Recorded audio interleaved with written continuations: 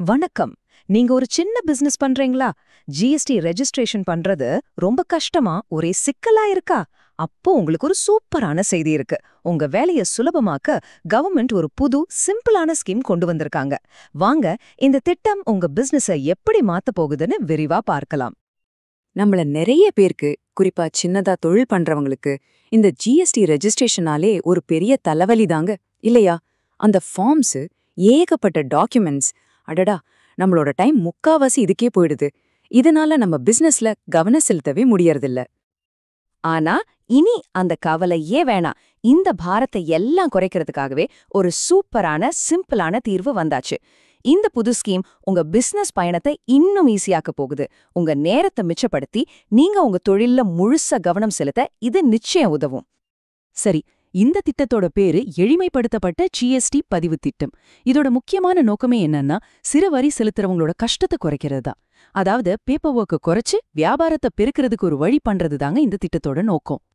சட்டப்படி பாத்தீங்கன்னா இந்த திட்டம் சிஜிஎஸ்டி விதிகள் 2017க்கு கீழே வருது. சிம்பிளா சொல்லணும்னா, இது சின்ன பிசினஸுக்காகவே பிரத்யேகமா உருவாக்கப்பட்ட ஒரு ஸ்பெஷல் ரெஜிஸ்ட்ரேஷன் முறை. இது மூலமா ஜிஎஸ்டி நெட்வொர்க்ல, அதாவது ஜிஎஸ்டிஎன்ல ரொம்ப சுலபமா நீங்க பதிவு செஞ்சுக்கலாம். சரி, இப்போ ஒரு ரொம்ப முக்கியமான கேள்விக்கு வருவோம். இந்த திட்டத்துல சேர யாருக்கெல்லாம் தகுதி இருக்கு? வாங்க, இதுக்கான நிபந்தனைகள் என்னன்னு தெளிவா பாத்திரலாம். இதுதான் முதல் மற்றும் முக்கியமான தகுதி. நீங்க மாசம் வாடிக்கையாளர்கள் கிட்ட இருந்து வசூலிக்கிற வரி, அதாவது உங்க அவுட்புட் டாக்ஸ் 2.5 லட்சம் ரூபாய தாண்டவே கூடாது. இந்த லிமிட்டுக்குள்ள இருந்தா மட்டும்தான் நீங்க இந்த திட்டத்துக்கு தகுதியானவங்க. இதுல எந்த குழப்பமும் வேணாம். இந்த 2.5 லட்சம் ரூபாய் லிமிட்ல சென்ட்ரல் ஜிஎஸ்டி, ஸ்டேட் ஜிஎஸ்டி, அப்புறம் ஐஜிஎஸ்டின்னு எல்லா வரியும் அடங்கும். சோ உங்க மொத்த வரி பொறுப்பு இந்த லிமிட்குள்ள இருக்கணும். அவ்வளோதான் கணக்கு. இங்க ஒரு முக்கியமான விஷயத்த நீங்க நோட் பண்ணணும். ஒரு மாநிலத்துல இந்த திட்டத்துல நீங்க ரெஜிஸ்டர் பண்ணிட்டீங்கன்னா, அதே மாநிலத்துல அதே பான் நம்பரை வச்சு திரும்பவும் ரெஜிஸ்டர் பண்ண முடியாது. இது ஒரு தடவை மட்டும்தான் கிடைக்கிற வாய்ப்பு. அடுத்ததா இதுல எப்படி ரெஜிஸ்டர் பண்றதுன்னு பார்க்கலாம் வாங்க. இந்த ஆன்லைன் ப்ராசஸ் எவ்ளோ சிம்பிளா இருக்குன்னு ஸ்டெப் பை ஸ்டெப்பா இப்ப பாப்போம். பாத்தீங்களா எவ்ளோ சுலபம்னு? வெறும் 3 ஸ்டெப்ஸ் தான். ஜிஎஸ்டி போர்ட்டல்ல ரெட் 01 ஃபார்ம்ல இந்த ஸ்கீமை செலக்ட் பண்ணுங்க, உங்க ஆதார் வெரிஃபிகேஷனை முடிங்க. அவ்வளவுதான். கரெக்டா 3 வேலை நாள்ல உங்க கைக்கு ரெஜிஸ்ட்ரேஷன் நம்பர் வந்துரும்.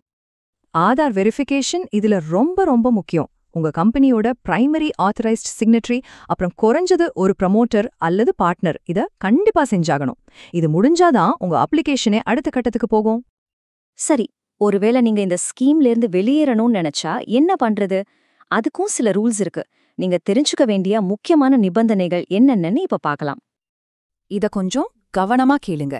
நீங்க இந்த திட்டத்துல இருந்து வெளியேற அப்ளை பண்றதுக்கு முன்னாடி ரெஜிஸ்டர் பண்ண தேதியில இருந்து அதுவரைக்கும் உள்ள எல்லா ரிட்டர்ன்ஸையும் ஃபைல் பண்ணிருக்கணும். எந்த பாக்கியுமே இருக்கக்கூடாது. இது ரொம்ப முக்கியம். இந்த ஸ்லைட்ல ஒரு இன்ட்ரெஸ்டிங்கான விஷயம் இருக்கு பாருங்க. நீங்க விலகுற டேட்டை பொறுத்து ரிட்டர்ன் ஃபைல் பண்ற ரூல்ஸ் மாறுது. ஏப்ரல் 1, 2026க்கு முன்னாடி விலகுனீங்கன்னா குறைஞ்சது 3 மாசத்துக்கான ரிட்டர்ன்ஸ் ஃபைல் பண்ணணும். ஆனா அதுக்கப்புறம் விலகுனீங்கன்னா ஒரே ஒரு டாக்ஸ் பீரியடுக்கான ரிட்டர்ன் ஃபைல் பண்ணா போதும். இன்னும் 2 முக்கியமான நிபந்தனைகள் இருக்கு. நீங்க விலக அப்ளை பண்ணும்போது உங்க ரெஜிஸ்ட்ரேஷனை திருத்துறதுக்கோ இல்ல கேன்சல் பண்றதுக்கோ வேற எந்த அப்ளிகேஷனும் பெண்டிங்ல இருக்கக்கூடாது. அதே மாதிரி உங்க ரெஜிஸ்ட்ரேஷனை கேன்சல் பண்றதுக்கு அதிகாரிகள் எந்த நடவடிக்கையும் எடுத்திருக்க கூடாது. சரி, இதுவரைக்கும் நாம பார்த்த எல்லாத்தையும் சுருக்கமா ஒரு தடவை பார்த்திரலாம். நீங்க கண்டிப்பா ஞாபகம் வச்சுக்க வேண்டிய முக்கியமான பாயிண்ட்ஸ் இதோ.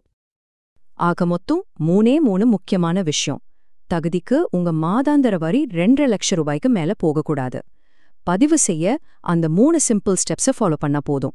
விலகணும்னு நினைச்சா உங்க ரிட்டர்ன்ஸை பாக்கி வைக்காம ஃபைல் பண்றது ரொம்ப கட்டாயம். இந்த 3ஐயும் நல்லா ஞாபகம் வச்சுக்கோங்க. இந்த எளிமையான பதிவு முறை உங்க வரி சம்பந்தப்பட்ட கஷ்டங்களை குறைச்சு நீங்க முழுசா உங்க பிசினஸ் வளர்ச்சியில கவனம் செலுத்த ஒரு நல்ல வாய்ப்பு கொடுக்குது. இந்த புது திட்டம் உங்க பிசினஸ் வளர்ச்சிக்கு எந்த அளவுக்கு உதவும் நீங்க நினைக்கிறீங்க? இத பத்தி கொஞ்சம் யோசிச்சு பாருங்க.